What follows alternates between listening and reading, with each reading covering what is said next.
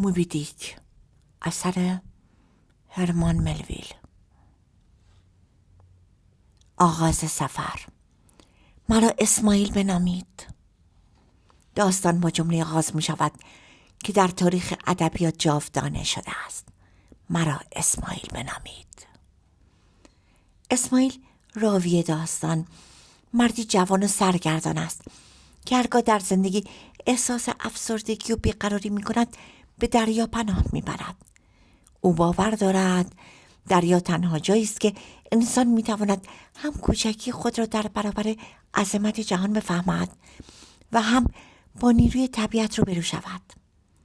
او به بندر نانتاکت می رود، شهری که مرکز صید نهنگ است. پیش از سفر با مردی عجیب و مرموز به نام کویگه آشنا می شود. بومی جزایر دوردست، خالکوبی شده با نیزه بلند و چهره‌ای که در ابتدا ترسناک به نظر می رسد. اما به زودی میان اسماعیل و کویگه دوستی عمیقی شکل می گیرد. دوستی که فراتر از تفاوت‌های فرهنگی است. این دو برای سفر با کشتی صید نهنگی به نام پکند نام نویسی می کنند.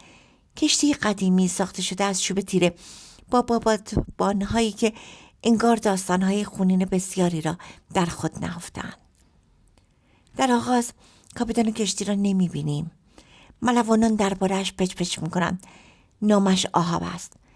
مردی که در سفر قبلیش پایش را از دست داده و اکنون با پای مصنوعی از استخوان نهنگ راه می رود. وقتی آهاب سرانجام بر عرش ظاهر می شود، حضورش همچون طوفانی خاموش است. چهره‌ای سوخته، چشمانی فرو رفته، خطی عمیق که همچون زخم از پیشانی تا گردنش کشیده شده است. او مردی است که چیزی در درونش شکسته. به زودی روشن می شود که این سفر عادی نیست. هدف واقعی آهاب صید نهنگ‌ها برای روغن نیست. او در پی یک نهنگ خاصی است. نهنگ سفید عظیم‌الجثه‌ای به نام موبی دیک. همان نهنگی که پایش را از او گرفته است. در یکی از به یاد ماندنی ترین صحنه‌های رمان، آهاب سکه طلایی را به دکل می‌کوبد و اعلام می‌کند هر کس نخستین بار موبی دیک را ببیند این سکه از آن او خواهد بود. اما سخنانش فراتر از یک جایزه است. او اعتراف می‌کند که این نهنگ تنها یک حیوان نیست برای او. موبی دیک نماد نیرویی است که انسان را تحقیر می‌کند، زخمی می‌کند و می‌خندد. او می‌گوید حتی اگر خورشید مرا تحقیر کند به آن حمله می‌کنم. ملوانان با وجود تردیدها تحت تاثیر کاریزمای او قرار می‌گیرند. تنها کسی که آشکار مخالفت می‌کند کمک ناخدا استارباک است. مردی مذهبی و معتادکار که باور دارد شکار یک نهنگ از ترکین عملی گناه‌آلود و بی‌خردانه است. اما آهاب چنان نیرویی در سخنانش دارد که بیشتر خدمه را مسحور می‌کند. کشتی اکنون به جای یک سفر تجاری وارد مأموریتی تقدیری شده است. زندگی در دل دریا. بخش بزرگی از داستان به زندگی روزمره بر عرشه می‌پردازد.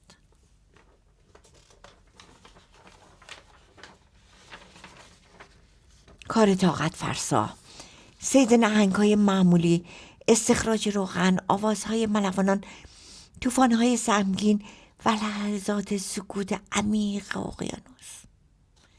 ملویل با جزئیات فراوان درباره زیست شناسی نهنگ‌ها، روش‌های شکار و حتی فلسفه رنگ سفید سخن می‌گوید. رنگ سفید در رمان معنای دوگانه دارد. هم نشانه پاکی و هم نماد وحشت است. موبی دیک به سبب سفیدیش به موجودی ماورایی بدل شده است. در این میان دوستی اسماعیل و کویگه عمیق‌تر می شود. آنها درباره سرنوشت، ایمان و مرگ گفتگو می کنند. کویگه بیمار می شود و حتی تابوتی برای خود می سازد، اما به شکلی غیر منتظره بهبود می یابد و آن تابوت بعداً نقشی سرنوشت ساز پیدا می کند. کشتی‌های دیگر را در دریا ملاقات می کنند. هر بار که از موبی دیک می پرسند پاسخها هراس‌انگیز است. گروهی او را دیدند که کشتی‌ها را خرد کرده. دیگری از بازوی قطع شده ناخدایی می گوید همه داستان ها موبی دیک را به هیولایی شگفت‌انگیز بدل می کنند. استرباک در خلوت خود می اندیشد که آیا باید علیه آهاب شورش کند؟ آیا جان خدمه ارزش این وسواس را دارد؟ اما هر بار تردیدش او را عقب می راند. در مقابل آهاب شبها تنها بر عرشه می ایستد. به افق خیره می شود و گویی با دشمن نامرئیش گفتگو می کند. سرانجام فریادی از بالای دکل شنیده می شود. نهنگ سفید! موبی دیک همچون کوهی از کوه آب بیرون می آید. عظیم با شکوه و هولناک. پوست سفیدش زیر آفتاب می درخشد. دمش همچون تیشه ای عظیم آب را می شکافد. قایق‌های کوچک به آب انداخته می شوند. آهاب خود در یکی از آنهاست. نخستین حمله ناکام می ماند. موبی دیک به ضربه‌ای سهمگین قایق‌ها را واژگون می کند. دریا از کف خون پر می شود. اما این تنها آغاز است. 3 روز سرنوشت ساز. تقریبا نهایی 3 روز به طول می انجامد. روز اول نهنگ حمله می کند اما می گریزد. کشتی آسیب می بیند. روز دوم چند ملوان کشته می شوند. آهاب زخمی می شود اما دست از تعقیب نمی کشد. و اما روز سوم موبی دیک مستقیما به کشتی حمله می کند. ضربه سهمگین به بدنه می زند. آب به درون کشتی سرازیر می شود. آهاب آخرین نیزه را پرتاب می کند. تناب به دور بدن نهنگ می پیچد اما در همون لحظه به دور گردن آهاب نیز می پیچد و او را به درون دریا می کشد. به کند می شکند و در گردابی عظیم فرو می رود. تمام خدمه کشته می شوند جز اسماعیل. او بر روی تابوت کویک شناور می ماند. همان تابوتی که برای مرگ ساخته شده بود اکنون وسیله نجات می شود. پس از ساعتی سرگردانی بر اقیانوس کشتی دیگری او را نجات می دهد.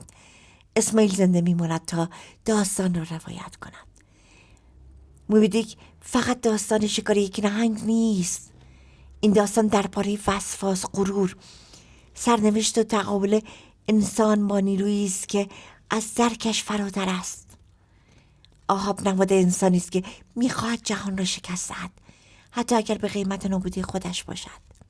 موبی دیک شاید طبیعت باشد، شاید خدا، شاید تقدیر. و اسماعیل شاهدی است بر این که گاهی تنها باز مانده همان روایتگر است. از حضورتون خواهش میکنم زنگوله سابسکرایب و کامنت رو فراموش نفرمایید لطفاً.